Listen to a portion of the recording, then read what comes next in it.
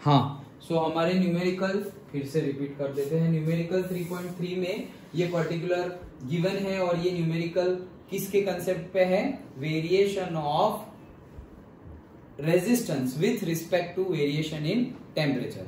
और से जैसे जैसे हम टेम्परेचर में चेंज करेंगे वैसे वैसे हमारे कंडक्टर का रेजिस्टेंस भी चेंज होगा। ओके, ये हमने देखा था थियरी में, और उसके अकॉर्डिंगली हमारे पास फॉर्मूला भी है, R is equals to R naught into bracket 1 plus alpha delta T, where R naught क्या था? Resistance at 0 degree Celsius. 0 degree Celsius पे जितना रेजिस्टेंस था उसको हमने R नॉट लिया था, और जो गिवन टेम्परेचर पे R मिले वो R है और गिवन टेम्परेचर T है। ओके, ये फॉर्मूला हमने देखा था। अब क्या क्या गिवन है देखो। Electric toaster uses the nichrome for its heating element when a negligible small current passes through it. It has the resistance at room temperature, मान लो से R1 इज इक्वल्स टू कितना है? 75.3 ओम, और उसके लिए टेम्परेचर कितना है? 27, मतलब 300 केल्विन। डायरेक्टली कन्वर्ट ही कर लो। ओके, देन और क्या है आगे? When toaster is connected to voltage supply V given है, that is equals to 230 volt, और करंट मिल रहा है तुम्हें I is equals to 2.68 ampere. What is the steady temperature of the nichrome element? मतलब कि हमें टेम्परेचर निकालना है।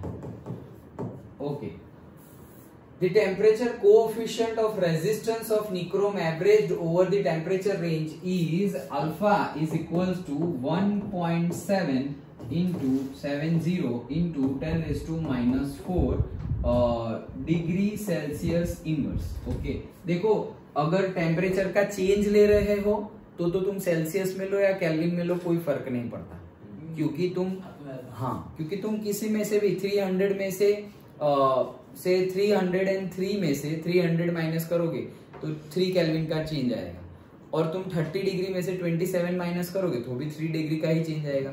सो डेल्टा टी ले रहे हो तो तुम टेम्परेचर सेल्सियस में लो या केल्विन में, कोई फर्क पड़ने वाला नहीं है। लेकिन सिर्फ टी है, एक ही टी है, जब तुम ऐड कर रहे हो या माइनस कर रहे हो एक ही टी है, तो केल्विन में ही लेना हमेशा, क्योंकि केल्विन हमारा ऐसा यूनिट है।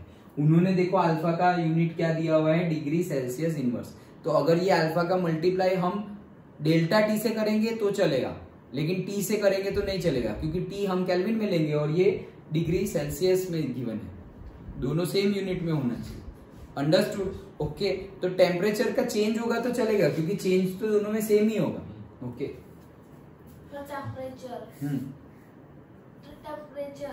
टेम्परेचर ये टेम्परेचर कम करो। अच्छा, ठंड लग रही है? ओके, हाँ, मुझे लगा न्यूमेरिकल का टेम्परेचर की बात करो। अच्छा, सो हमें पूछा है कि ये टेम्परेचर कितना होगा। ये टेम्परेचर के लिए पर्टिकुलरली हम R फाइंड कर सकते हैं by the Ohm's law, V is equals to IR। So हमारे पास R इज इक्वल्स टू हो जाएगा V बाई I। तो V है हमारा 230 एंड I है हमारा 2.68। This much ohm we are getting.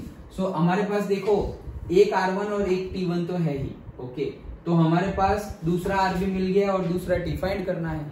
Simple हो गया। ओके, सो ये है हमारा R और ये T फाइंड करना है। सो जो भी ज्यादा होगा, ओके, T2 और माइनस T1, तो T2 ज्यादा होगा या T1 वो तो हमें नहीं पता है, बट हमें ये तो पता है ना क्या कि ये रेजिस्टेंस है। तो रेजिस्टेंस कितना आ रहा है तुम्हारा आंसर? ये हम कैलकुलेट कर लेंगे, 230 डिवाइडेड बाय 2.68। तो द आंसर इज अराउंड 85.82 ओम। ये हमारा क्या आया है? डन। ओके, सो टेम्परेचर क्या हुआ? बढ़ा। टेम्परेचर क्या हुआ? बढ़ा। तो ये तो हमने देखा ही था क्या कि अगर सॉलिड के केस में, सॉलिड कंडक्टर है, जैसे जैसे हम टेम्परेचर बढ़ाएंगे वैसे वैसे रेजिस्टेंस बढ़ेगा। क्यों? क्योंकि उसका वाइब्रेशन बढ़ जाएगा पार्टिकल्स का, एटॉम्स। देखा था हमने। और आयंस और मतलब से इलेक्ट्रोलाइट और सेमीकंडक्टर के केस में टेम्परेचर बढ़ाने के साथ साथ रेजिस्टेंस बढ़ेगा नहीं, कम होगा। क्यों? क्योंकि टेम्परेचर बढ़ाने से वो आयंस जो है वो इजीली मूव कर पाएंगे। ओके, क्योंकि वो तो इलेक्ट्रोलाइट है, सॉल्यूशन है, दैट्स व्हाई। डन। ओके, सो यहाँ पर हमारा R बढ़ रहा है, देखो R1 इतना है और ये R बढ़ रहा है, मतलब T1 इतना है तो T2 और ज्यादा मिलेगा हमें। सो करते हैं। ओके चलो, तो हमारे फॉर्मूला में वैल्यू पुट करते हैं। ये हमारा R1, ये इसको ले लेते हैं R1, नहीं ये R0 है ना। ओके तो R0, तो R1 और R2 के फॉर्म में अगर लिखना है तो ऐसे ही लिखते हैं, से R1 T1 तो है, तो ये हो गया T2 और ये हो गया R2। तो हमारा फॉर्मूला क्या बन जाएगा, R2 is equals to R1 into bracket 1 plus alpha T2 minus T1, यही फॉर्मूला आएगा। डन। ओके, T2 और T1 और R1 और R2 के केस में लिखा हुआ है, वो क्या है, ये बाद वाला है और R0 पहले वाला है। एट 0 डिग्री टेम्परेचर पर जो रेजिस्टेंस होगा वो, सो हमें 0 डिग्री वाला नहीं गिवन है, तो हमने R0 निकाल के R1 लिख दिया है। डन। ओके, अब R2, तो R2 हमारा ये जो निकाला हुआ है वो, सो उसकी वैल्यू पुट कर दो। 85 नहीं, हमारा जो ओरिजिनल है वही लिखता हूं मैं, 230 डिवाइडेड बाय 2.68। ये R1 मल्टीप्लाइड में आ जाएगा, तो R1 कितना है, R1 है 75.3, तो R2 बाय R1 हो गया। अब ये 1 है, वो 1 इधर आएगा तो माइनस हो जाएगा, तो -1। Done. Okay, that is equal to क्या आया, that is equal to alpha T2 minus T1, ऐसा आएगा। ओके, अब ये कैलकुलेशन कर लेते हैं, तो ये कैलकुलेशन कितनी हो जाएगी, 230 डिवाइडेड बाय 2.68 डिवाइडेड बाय 75.3। सो हमारा आंसर आया है 1.139। उसमें से 1 माइनस करना है, तो उसमें से 1 माइनस करना है, तो हमारा आंसर है 0.1397। ये हमारा आंसर है। अब ये अल्फा इसके डिवाइड में चला जाएगा, तो डिवाइड में अल्फा है, तो डिवाइड में अल्फा की वैल्यू क्या है, 1.70 इंटू 10⁻⁴। ये अल्फा नीचे चला जाएगा ना, इसका आंसर है, तो अल्फा नीचे जाएगा और T2 फाइंड करना है, तो यहाँ आएगा, तो T1 क्या हो जाएगा प्लस, और T1 हम किस में लेंगे, केल्विन में ही लेंगे, तो यहाँ पे T2 भी क्या मिलेगा, केल्विन में ही मिलेगा। डन। श्योर। ओके, सो ये कितना हो गया, 300 इज इक्वल्स टू T2। समझ में आया कैलकुलेशन। ये पूरी कैलकुलेशन का आंसर कितना है, 0.1397। फिर उसके नीचे अल्फा चला जाएगा, वो लिख दिया। ये माइनस इस यहाँ इस साइड क्या रहा, T2 माइनस T1, वो T1 यहाँ आएगा, तो क्या हो जाएगा प्लस। डन। ओके, सो ये हमारा आंसर है।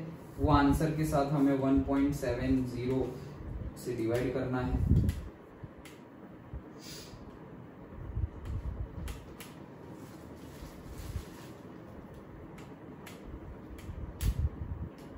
और 300 ऐड कर देने।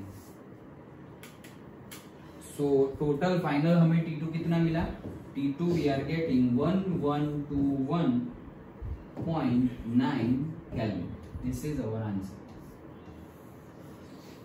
ओके, बुक में क्या है, 847 सेल्सियस में है ना। हाँ, डन। समझ में आ गया। ओके, सो सेल्सियस में लिखेंगे तो क्या हो जाएगा, ये जो आंसर है हमारा -273.15। सो हमारा आंसर सेल्सियस में है, T2 is equals to 848.7 degree Celsius. एक ज्यादा, हाँ, वो जो भी आए हम लिख देंगे, and that is equals to 1121.9 kelvin. Okay, this is our answer. हमारा जो भी है, ये थोड़ा बहुत चेंज बुक के अकॉर्डिंग लेना है तो चलेगा। क्यों, क्योंकि देखो, इसीलिए मैंने यहाँ पे क्या किया, पूरी कैलकुलेशन फिर से की, और उन्होंने क्या कर दिया होगा, 85.82 ले लिया डायरेक्टली। यहाँ पे क्या ले लिया, 85.82 डिवाइडेड बाय ये कर दिया। लेकिन 85/82 के बाद तो कितने सारे डिजिट है। ओके, वो सारे डिजिट को इग्नोर कर दिया है। ओके, तो हमारा आंसर मोर एक्सैक्ट है, क्योंकि हमने एक्सैक्टली यही लिया है वैल्यू। इसीलिए तो मैं कभी भी, मतलब कैलकुलेटर का यूज तो तुम्हें नहीं है, लेकिन तुम्हें जब भी कैलकुलेशन करनी पड़े ऐसी, तो सारी की सारी कैलकुलेशन लास्ट में करो। ओके, यहाँ पर तुम 85.82 ले लोगे, तो यहाँ पे 85.82 डिवाइडेड बाय मतलब मल्टीप्लाइड बाय क्या करोगे तुम, 85.82 इसकी है तो डिवाइडेड बाय 75.3 करोगे, फिर -1 करोगे। तो तुम जब तुम तो कैलकुलेशन हैंड से ही करने वाले हो, कैलकुलेटर तो अलाउ नहीं है, तो तुम तो यहां पर करोगे या पहले करोगे, सेम जैसा ही आंसर आएगा। ओके, लेकिन अगर कैलकुलेटर से करो तो मोर एग्जैक्ट आंसर आ सकता है। कब? जब लास्ट में करोगे तब, क्योंकि ये वैल्यू रखी और ये वैल्यू रखी, तो ये एग्जैक्ट वैल्यू इससे मिलेगी ना कि इससे, ये तो इग्नोर कर दी है ना बाकी की डिजिट्स, दैट्स व्हाई। वो कब? जब कैलकुलेटर से करो तब, तुम तो एंड से ही करने वाले हो, तो भले ही तुम लास्ट में करोगे तो ऐसा ही ना 230 by this this this this, so but more accurate answer आएगा कब? If you do calculation at last. Done. तो क्या किया हमने? हमें R1 गिवन था, T1 गिवन था, और हमें V और I गिवन था, डायरेक्टली R2 नहीं गिवन था, V और I के सेंस में हमें R2 गिवन था, तो ओम्स लॉ से हमने R2 फाइंड कर लिया। अब वो R2 के लिए T2 क्या होगा वो पूछा है, टेम्परेचर कांस्टेंट भी गिवन है, तो वो वैल्यू पुट कर दी तो आंसर आ गया, सिंपल है। डन। ओके।